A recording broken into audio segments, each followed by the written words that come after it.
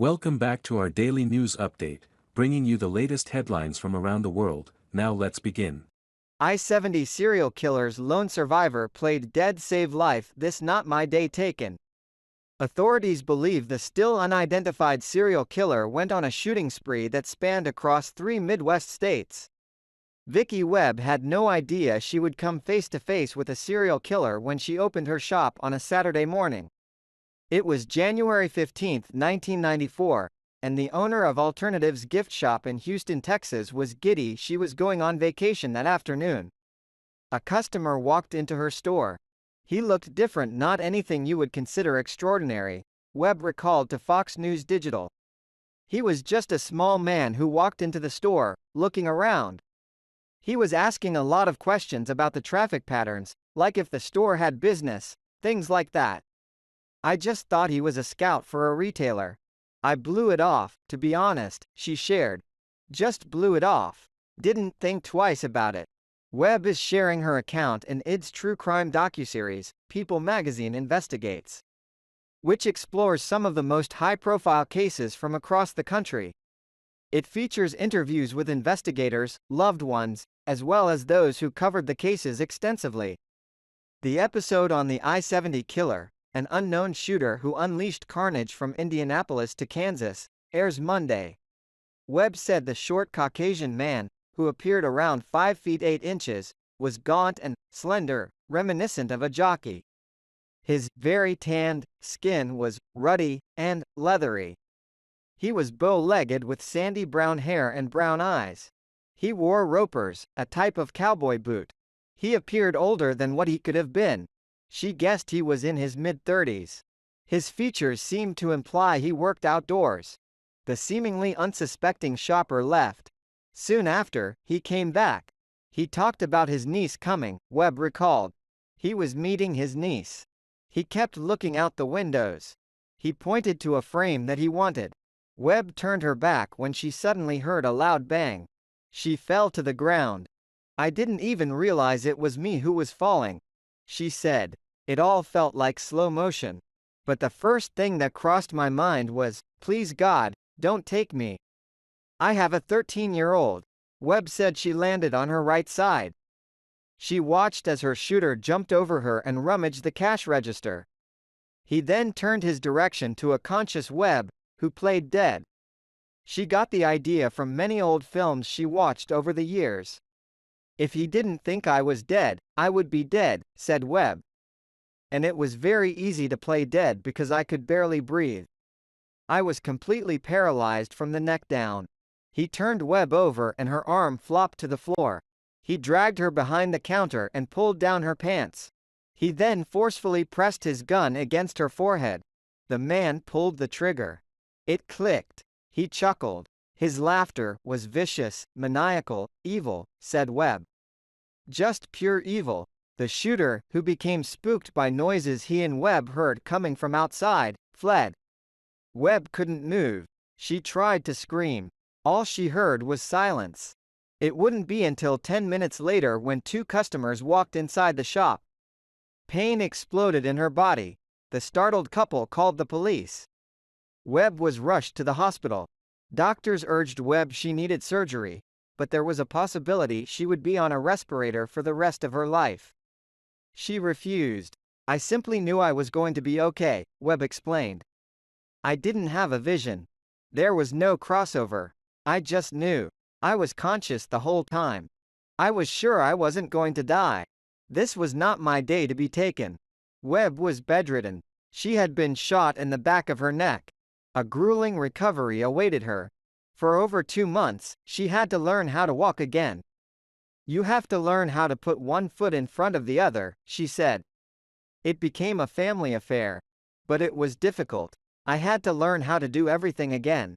I remember getting very irritated because I couldn't write, and they were trying to fit me for an instrument to help me hold a pen, help me move my right arm. I remember my daughter watched me put the tiny pieces of a sun catcher together, which took hours. But I lived. It would be months later that Webb learned from investigators that she was a possible survivor of the I-70 serial killer, the only one known.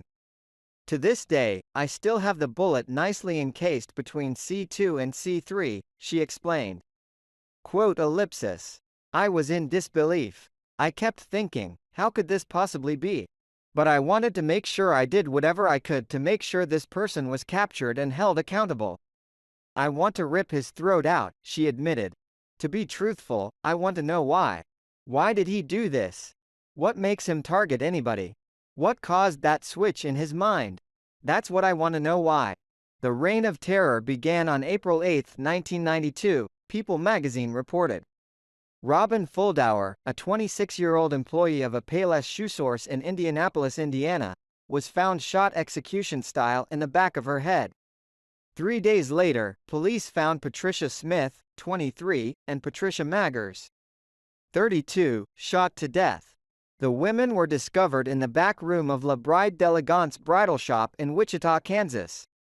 Then on April 27, Michael McCown was killed behind inside Sylvia's ceramic supply in Terre Haute, Indiana, the outlet reported. Investigators believed the killer had mistaken the 40-year-old for a woman because he wore his long hair in a ponytail. He was shot from behind. Then on May 3, Nancy Kitzmiller was found dead at a Boot Village shoe store in St. Charles County, Missouri. She was 24. 4 days later, Sarah Blessing, who was working in the store of many colors in Raytown, Missouri, was fatally shot. She was 37. Retired Indianapolis homicide detective Mike Crook said the shooter left behind identical bullet casings at each crime scene, the outlet reported. While money was missing from the registers, he believed the primary motive was the intent to kill. All the victims were store clerks with long brown hair working in small businesses along I-70. They were all shot with the same gun and Irma Work model ET-22 pistol, the outlet reported.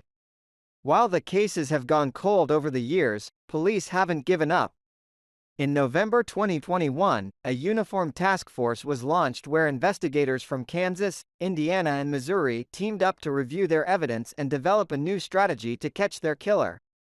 A spokesperson for the St. Charles Police Department in Missouri confirmed to Fox News Digital that there are 6 known victims, as well as 2 possible victims from Texas. We cannot say with certainty the I-70 killer case and those in Texas are connected, but we do have to consider the possibility, the spokesperson added. Webb said she's excited about the advances of DNA technology and how it can be used to help bring the families justice. I'm extremely hopeful that somebody knows something, she explained. And I am hopeful someone with any information will come forward.